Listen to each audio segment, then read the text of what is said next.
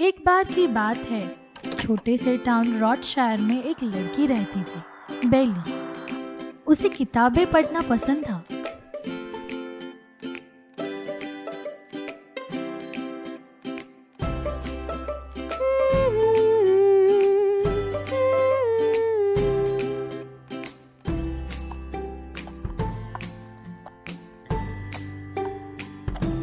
Good morning, Belle. Good morning, Vikram uncle.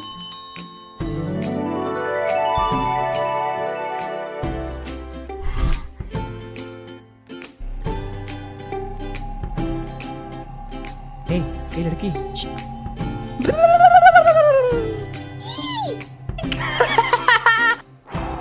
भाई तुमने तो डरा ही दिया मुझे।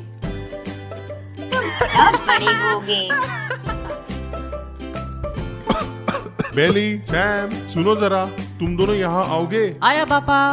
बच्चों, मुझे सामान पहुँचाने पोर्ट पे जाना है। क्या तुम लोगों के लिए वहाँ से कुछ लाऊं? नहीं पापा, मुझे कुछ नहीं चाहिए, बस एक गुलाब ले आना। मुझे एक लेदर जैकेट चाहिए। और पापा पोर्ट की तरफ चल पड़े।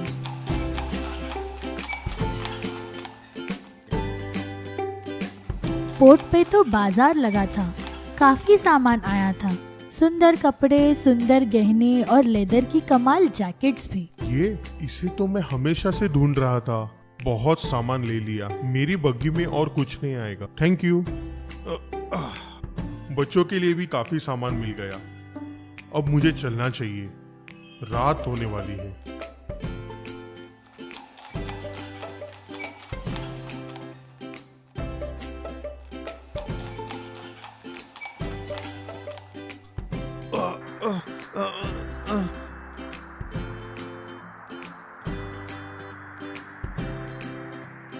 Gotcha.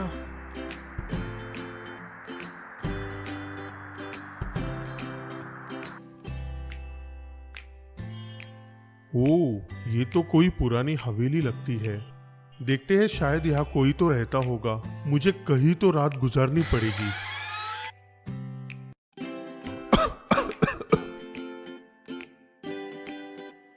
हेलो, क्या घर पे है?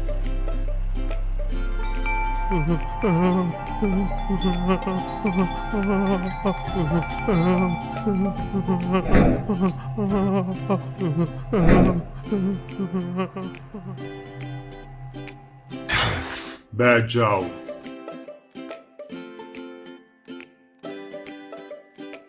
खाना खाइए।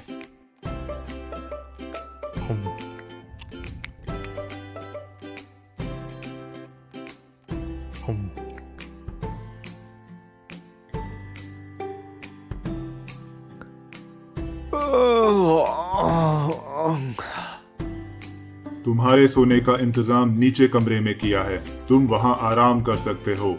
धन्यवाद, आपने मेरी मदद की, पर मैं आपको ठीक से मिला भी नहीं। क्या आप जरा नीचे आ सकते हैं? नहीं, इसकी जरूरत नहीं है। आज रात तुम हमारे मेहमान हो, सो जाओ।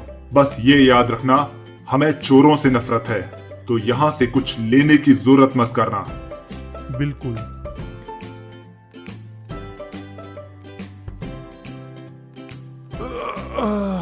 अरे, सुबह तो हो भी गई। मुझे जल्दी निकलना चाहिए, बच्चे भी परेशान हो रहे होंगे। वाह, क्या शानदार बगीचा है। इतने तरह के फूल तो मैंने कभी नहीं देखे। और वो नीला गुलाब, इस रंग का गुलाब पहले नहीं देखा। बेली देखेगी तो पागल हो जाएगी। पर यहाँ मालिक ने मुझे कुछ चुराने को मना किया था। पर ये तो सिर्फ एक गुलाब है, इसमें क्या है? क्या कर रहे हो तुम?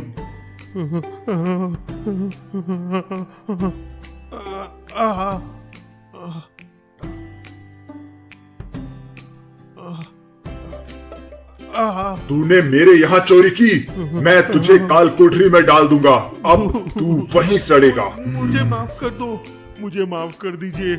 मैं तो बस अपनी बेटी के लिए एक गुलाब। नहीं, प्लीज प्लीज मुझे जाने दो, मेरे बच्चे इंतजार कर रहे हैं। तुझे उनके बारे में चोरी करने से पहले सोचना चाहिए था। तू अब मेरा कैदी है और तेरी जगह यही है। नहीं, मेरे बच्चे। पूरा हफ्ता बीत गया और बेली को अपने पापा की कोई खबर नहीं मिली। बेली, पापा का कुछ पता चला क्या? क्या वो... नहीं नहीं सैम, वो बिल्कुल ठीक होंगे। हम उनको ढूंढ लेंगे। चलो पोर्ट चलते हैं।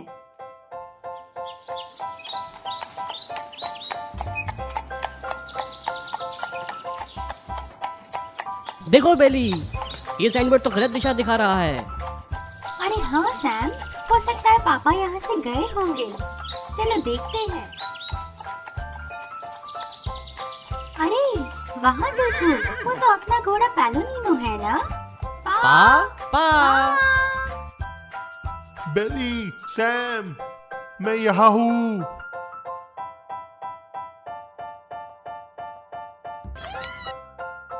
पापा आप ठीक है ना? आपको बंद किसने किया? रुको, मैं भी आपको इस कैद से निकालता हूँ। बेली, वो कुल्हाड़ी दो मुझे। कौन है वहाँ? तुम्हारी जरूरत कैसे हुई? राक्षस!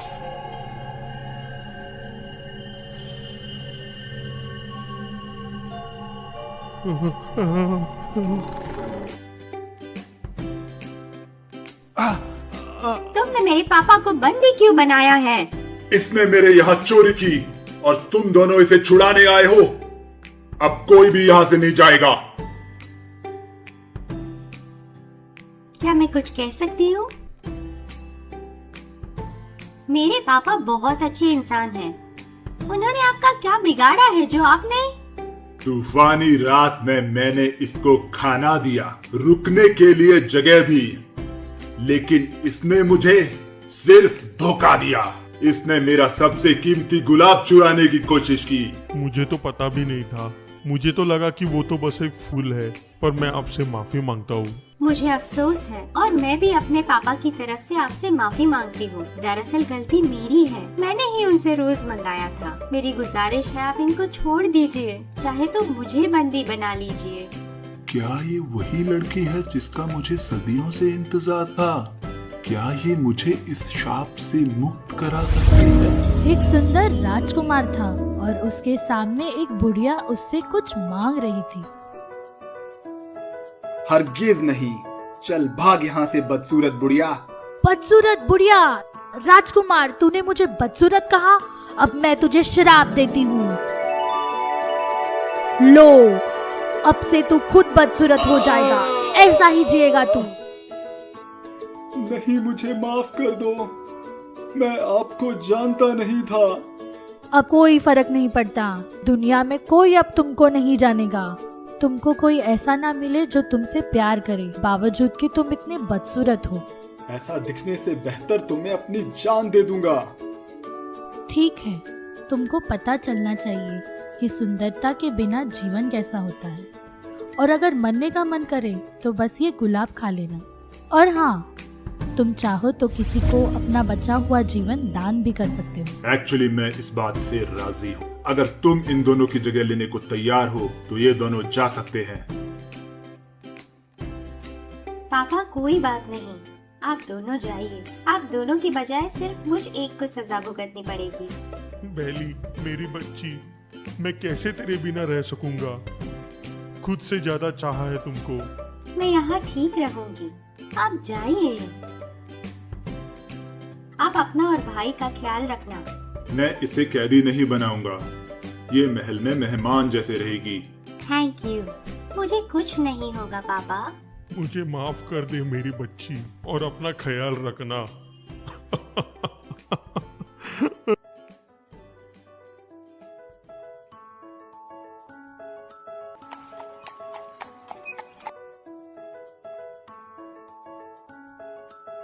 बीस ने अपना वादा निभाया और उसने बेली को अपने परिवार के जैसे ही रखा। आंखें खोलो बेली। बेली ने महल की लाइब्रेरी में सारी किताबें पढ़ ली, पर वो लोग अच्छे दोस्त नहीं थे।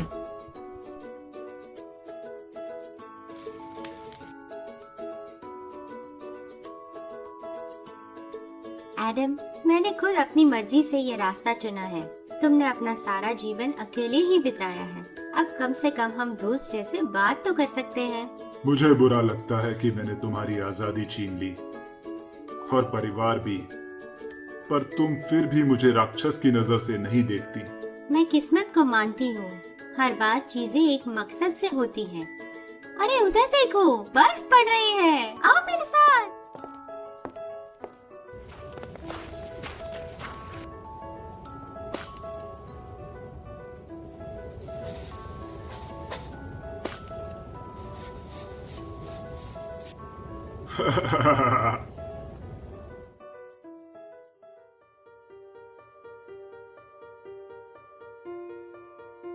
मैं समझता हूँ बेली, तुमको अपने परिवार की याद आ रही है। पता नहीं मैं उनको कभी देख पाऊंगी या नहीं। आज बहुत याद आ रही है पापा की।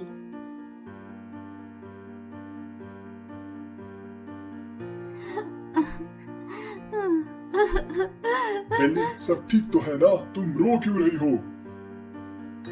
बेली, पापा की तबीयत बहुत ख़राब है। जब से तुमको छोड़ा है पापा ना तो खाना खाते हैं ना दवाई। मुझे समझ नहीं आ रहा है कि मैं क्या करूं। बस ये चिट्ठी तुम्हें भेज रहा हूं, तुम्हारा भाई सैम। बेली, मैं तुमको 1 हफ्ता देता हूँ। जाओ अपने पापा से मिल आओ और उनकी सेवा करो। लेकिन याद रहे, 1 हफ्ता खत्म होने से पहले ही लौट आना। पापा, मैं आ गई हूँ। अब आप जल्दी ही ठीक हो जाएंगे।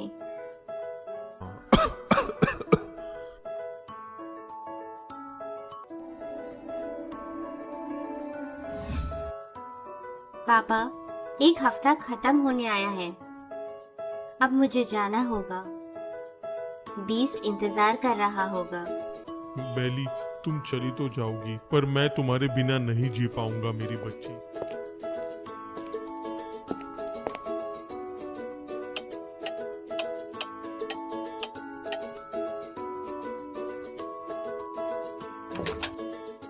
बेली, तुम आ गई वापस। कितना खुश हूँ मैं तुमको देख के। बहुत मिस किया मैंने तुमको। सब ठीक तो है ना?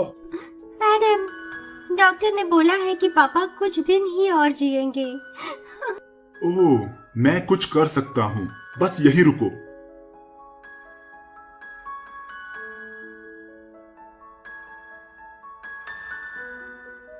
ये कोई मामूली गुलाब नहीं है। ये किसी इंसान को जीवन दे सकता है, पर साथ ही किसी का जीवन लेगा भी। इसका एक पत्ता खा के तुम जिसको चाहे अपना जीवन दे सकते हो। आप अभी ठीक हो जाएंगे पापा, कुछ नहीं होगा आपको।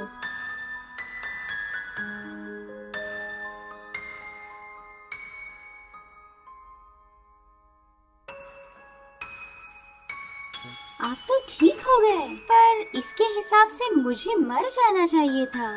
ये गुलाब तो आधा था जब मुझे 20 ने दिया था। नहीं!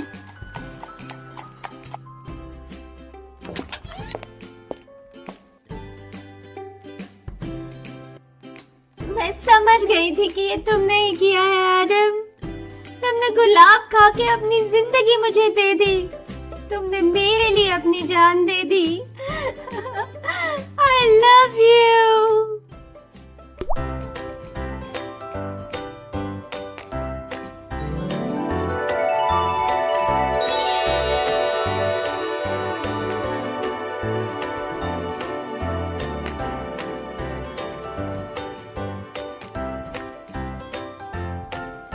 तुम कौन हो? मुझे शाप से मुक्ति मिल गई। अब मैं पहले जैसा हूँ। मैं जानता हूँ कि तुम मुझे सच्चे मन से प्यार करती हो, और मैं भी तुमको बेहद प्यार करता हूँ बेली।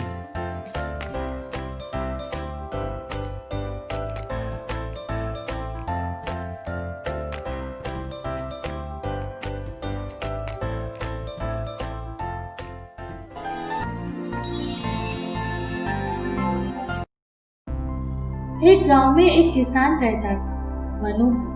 मनोहर बहुत मेहनती इंसान था और मन लगा के खेती करता।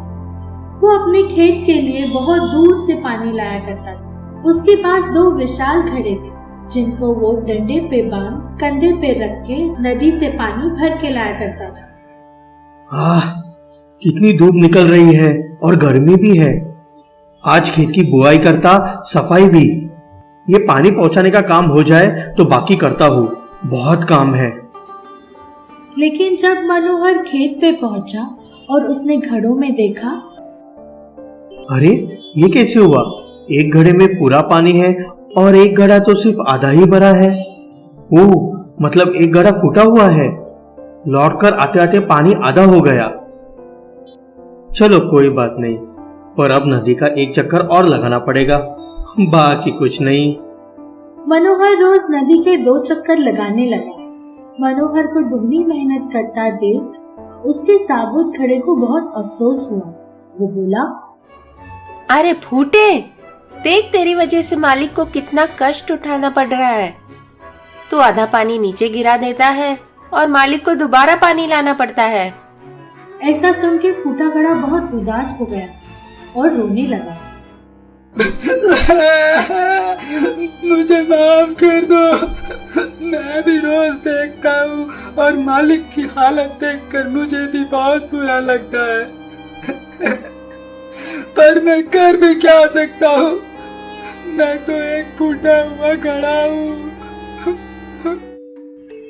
अगले दिन जब मनोहर पानी भरने के लिए जाने लगा तो उसने घड़े के रोने की आवाज सुनी। उसने उससे कारण पूछा। मालिक, तुम रोज इतनी मेहनत से पूरा पूरा पानी भर के लाते हो, लेकिन मेरे फूटे होने की वजह से मेरा आधा पानी तो बह ही जाता है। मैं चाहकर भी पानी को रोक नहीं पाता। इससे अच्छा तो आप मुझे कहीं लेके ही ना जाओ, कम से कम आपकी मेहनत तो कम लगेगी। अरे मेरे प्यारे घड़े, तुमको इस बात का बुरा लग रहा है कि तुम्हारा आधा पानी बह जाता है, लेकिन मेरी नजर में तो तुम बहुत काम के घड़े हो। अच्छा, एक काम करो, आज जाते वक्त तुम ध्यान से देखना कि हमारे आसपास क्या क्या उगा हुआ है। फिर काम हो जाने के बाद हम बात करेंगे। मुझे विश्वास है कि तुमको अपनी काबिलियत पे गर्व होगा। तो मनोहर अपने दोनों घड़ों को लाद कर पानी भरने के लिए निकल गए और फूटे घड़े ने देखा कि उसके आसपास तरह तरह के फूल लगे हुए हैं और बहुत हरियाली है। वापस लौट के उसने मालिक से पूछा, मालिक, आपके कहे अनुसार मैंने देखा कि हमारे रास्ते में कई तरह के फूल लगे हुए हैं और हरियाली भी है। ये सब पहले तो नहीं हुआ करती थी, ये कहाँ से आई? पर उनसे मेरा क्या वास्ता है? मैं तो अभी भी एक फूटा हुआ घड़ा हूँ जो अपने मालिक का आधा ही काम कर पाता है। वास्ता है, बहुत गहरा वास्ता है। मुझे जब समझ आया कि मेरे एक घड़े से पानी गिर रहा है, वो फूटा है और रास्ते भर पानी फैलाता हुआ जाता है, तो मैंने सोचा क्यों ना जहाँ जहाँ पानी गिर रहा है वहां कुछ पेड़ पौधे लगा दिए जाए। ये पानी व्यर्थ नहीं जाएगा, ये मेरी और तुम्हारी तरफ से एक श्रमदान होगा। और अब देखो, वहां कई फूल लगे हुए हैं जो पूरे रास्ते को महका रहे हैं। इतने सुंदर फूलों को देखकर मेरा वजन भी हल्का लगने लगा है। इन पे अनेक तितलियां आके फूलों का रस लेती है। ये सब तुम्हारी वजह से ही तो है मेरे नन्हे दोस्त। क्या सच? हाँ, याद रखो, अगर हम अपनी कमी को पहचान कर उसे कुछ अच्छे उपयोग में ला सके तो वो कमी कमी नहीं रहती। जैसे तुम्हारे गिरे हुए पानी ने पूरे रास्ते को सुंदर बगीचे में बदल दिया। एक बार की बात है, एक घमंडी खरगोश था, किट्टू खरगोश। वो सबको परेशान करता रहता था।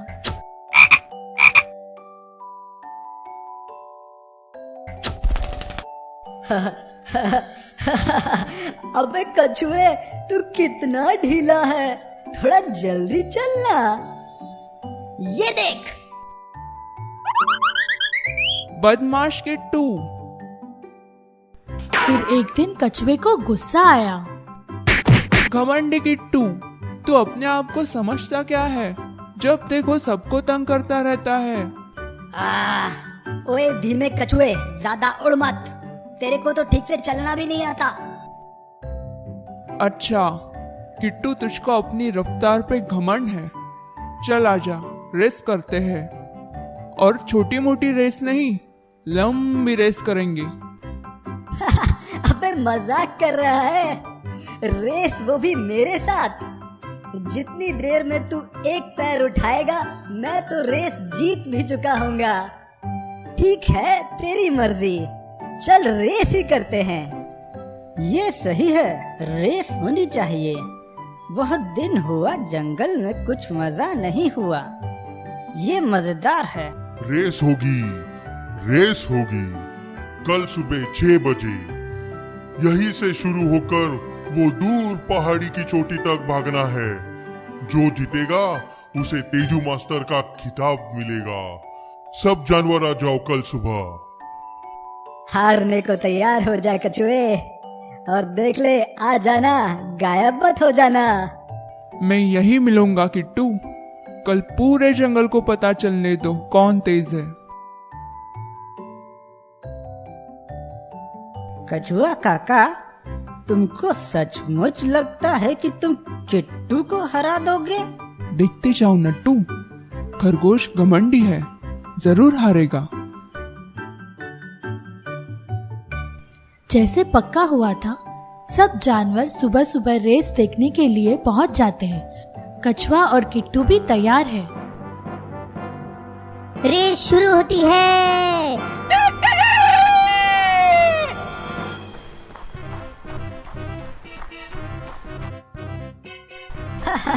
ये मेरा मुकाबला करने चला था। ये इसको तो पहुंचते पहुंचते शाम होने वाली है। अरे वाह, इस खेत में तो गाजर लगी हुई है, लाल लाल गाजर।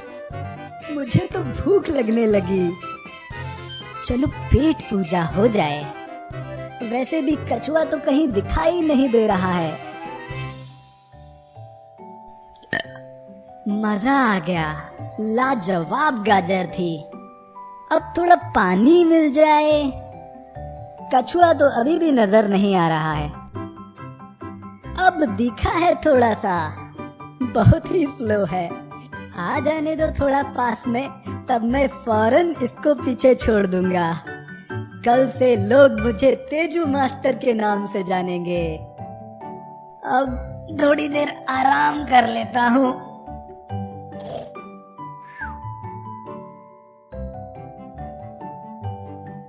और किट्टू सोता रहा, लेकिन कछुआ अपनी धीमी धीमी चाल से चलता रहा।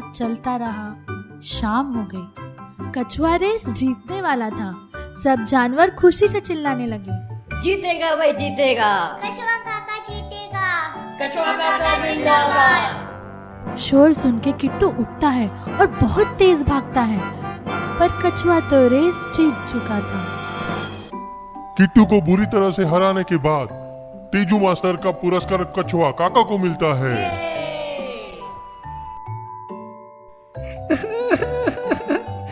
मैं कछुए से हार गया।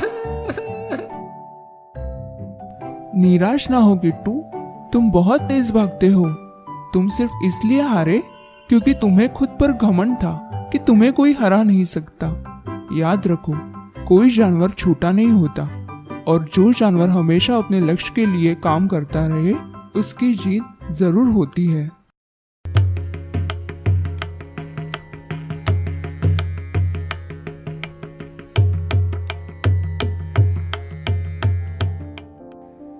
एक था मछुआरा, नाम था भीमा। भीमा और उसकी बीवी नदी के पास एक छोटी सी झोपड़ी में रहते थे। भीमा अपनी मछली पकड़ने के लिए रोज सुबह निकल जाता और शाम तक जो कुछ हाथ आता उसको बाजार में बेच आता। भीमा और उसका परिवार गरीब था, पर किसी तरह अपना गुजारा चला लेते थे। एक दिन रोज की तरह भीमा शाम को अपनी मछलियां बेचने के लिए बाजार गया। मछली ले लो, मछली, ताजी मछली। 10 का दो। अरे ओ भैया, थोड़ा मछली लेके जाओ, एकदम ताजा मछली है। अच्छा, देखो तो जरा। ताजा तो पता नहीं, पर तुम्हारी मछली तो बहुत छोटी छोटी है। मैं ये नहीं लूंगी। और उस खरीदार ने बाजू में ही दूसरे मछुआरे की मछली देखी।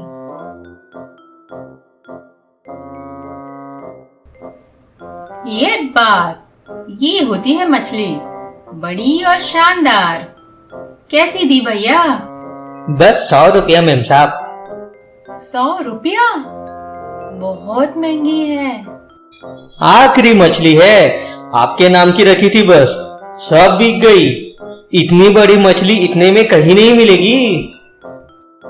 ठीक है, मुझे ये पसंद आ गई, इसको तो मैं खा के ही रहूंगी।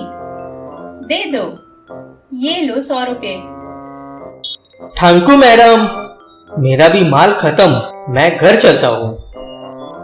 भीमा ये सब बड़े ध्यान से देख रहा था। उसने देखा कि कहाँ वो 10 रुपए की 2 मछली बेच रहा है और कहाँ दूसरे मछुआरे ने एक ही मछली बेच के 100 रुपए कमा लिए।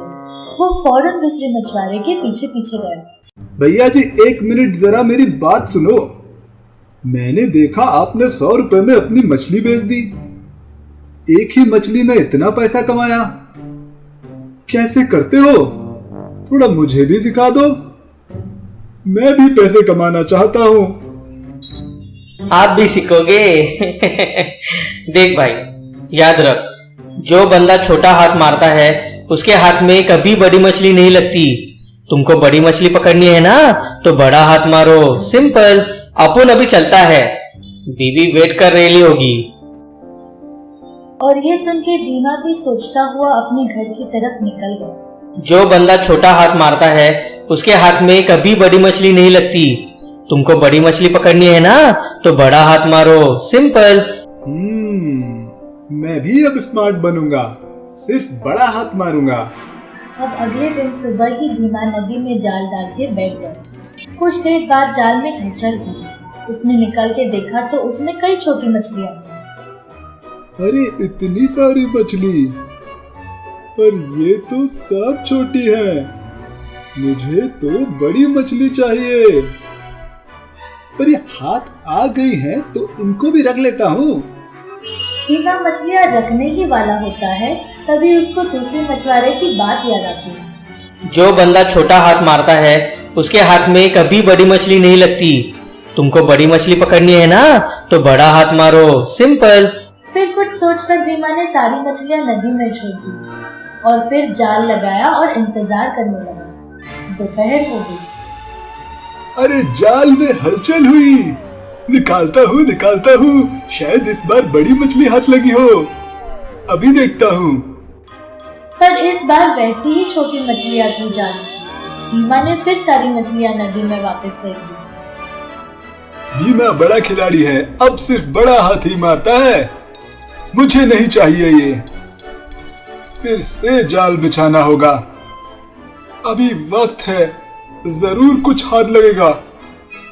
फिर भीमा इंतजार में बैठा रहा। धीरे धीरे शाम हो गई और जाल में फिर से हलचल हुई।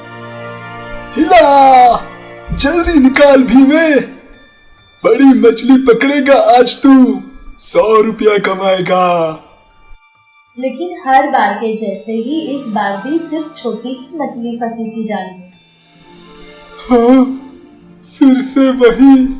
नहीं चाहिए मुझे छोटी मछलियां, फेंक दो इन्हें। फिर से जाल लगाता हूँ। अब तो वक्त भी निकला जा रहा है। उम्मीद है जल्दी ही कुछ हाथ लगेगा। भीमा अब जाल डाल के बैठा रहा, पर रात तक भी उसके हाथ कुछ नहीं लगा। खाली हाथ वापस घर लौटा। उसके परिवार को उस दिन भूखा ही सोना पड़ा और वहाँ बाजार में मंगू अकेले मछली बेच रहा था। मछली गया, 150 की एक, 150 की एक। भैया जी, कल ही तो 100 की लेके गई थी आपसे, आज इतना भाव क्यों? मैडम जी, मार्केट में सप्लाई नहीं है। अक्खे मार्केट में मछली सिर्फ मेरे पास मिलेगा। 150 का ही भाव लग पाएगा। अपन भी पीछे ज्यादा पैसा देके लेता है। ठीक है, लो 150 रुपया और वो वाली दे दो। तो बच्चों, इस कहानी से हमने ये सीखा कि लालच करने से नुकसान ही होता है। हमको जो मिला है उससे खुश रहना चाहिए। किसी दूसरे की अच्छी चीज देख के उसकी नकल नहीं करनी चाहिए। और आपका प्रतियोगी आपको सही सुझाव दे ऐसा जरूरी नहीं है। एक बार की बात है, थार के रेगिस्तान में एक लोमड़ खो गया। वो बहुत देर से अपना रास्ता ढूंढ रहा था और उसे प्यास भी बहुत लगी थी। तभी उसे एक कुआं दिखाई दिया।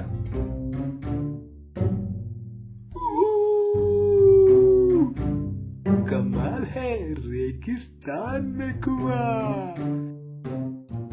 कहीं मेरी आंखें धोखा तो नहीं खा रही?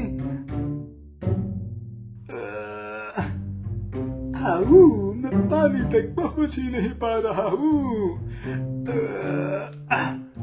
और कुएं से पानी लेने के चक्कर में लोमड़ उसमें ही गिर गया।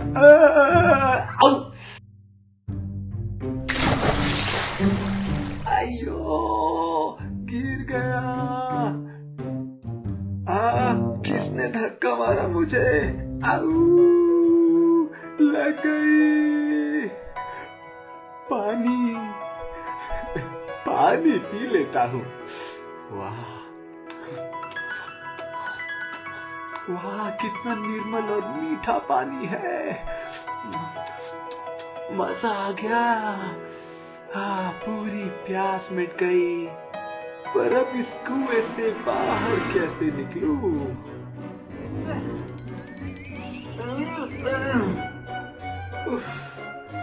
अगर थोड़ा सा और ऊपर जा पाऊं तो शायद पहुंच जाऊंगा।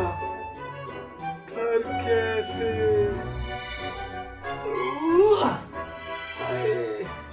थक गया।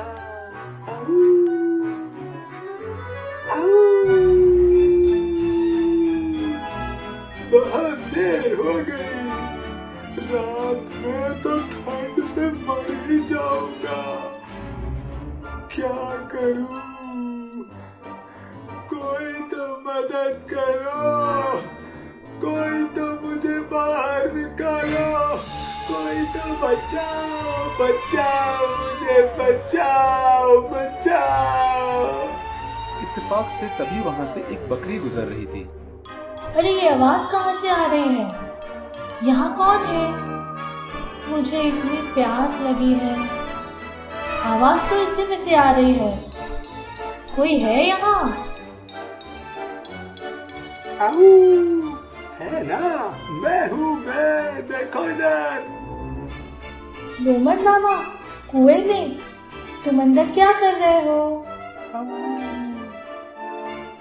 मैं इसको अगर बता दूंगा कि मैं अपने आप गिर गया था तो ये तो मेरा मजाक उड़ाएगी। जाने मदद भी करेगी कि नहीं। पर अगर आइडिया। अरे बकरी, मैं तो स्नान कर रहा हूँ। इतना अच्छा पानी है इस कुएं का। रेगिस्तान, अरे रेगिस्तान क्या, पूरी दुनिया में ऐसा पानी कहीं नहीं मिलेगा। एक बाबा ने मुझे इस पानी के बारे में बताया था। बोला कि इसमें स्नान कर लो तो दिमाग कंप्यूटर से भी तेज चलेगा। क्या बात कर रहे हो? सच्ची? ये पानी जादुई है। चाहो तो तुम भी आजमा के देख लो। आ जाओ स्नान करने, नीचे आ जाओ। अच्छा, ऐसा है तो फिर तुम बचाओ बचाओ क्यों चिल्ला रहे थे? बचाओ बचाओ? अरे नहीं, तुमने गलत सुना होगा। मैं तो बोल रहा था कोई तो आओ कुएं नहाओ, कोई तो आओ कुएं नहाओ। तुम्हारे कान काम नहीं कर रहे लगता है। जल्दी से अंदर आ जाओ और इस पानी में साफ कर लो। बहुत ही उत्तम पानी है। ठीक है, मैं भी आती हूँ। और ये बोल के बकरी फट से कुएं में कूद गई। इतना शीतल ठंडा पानी है। मुझे भी बड़ी प्यास लगी थी। मजा आ गया। पेट भर गया। अब यहाँ से निकलूं कैसे? हाँ, तो उसके लिए दिमाग लगाना पड़ता है। मेरा दिमाग तो स्नान करके चलने लगा है। मेरे पास आइडिया है ना। अच्छा, मैं भी ट्राई करती हूँ। अरे मेरा दिमाग तो नहीं चल रहा है अभी भी। अच्छा तुम ही बताओ, कैसे निकले बाहर? देखो, तुम बस यहाँ खड़े हो जाओ, इस कुएं की दीवार के बाजू में, ठीक यहाँ। मैं तुम्हारे ऊपर चढ़ जाऊंगा और फिर कोशिश करूंगा। मुझे विश्वास है ऊपर पहुंच सकता हूँ। अच्छा ठीक है, यूँ कर लो। ओके संभल के, मैं चढ़ रहा हूँ। गिरा मत देना, गिरा मत देना।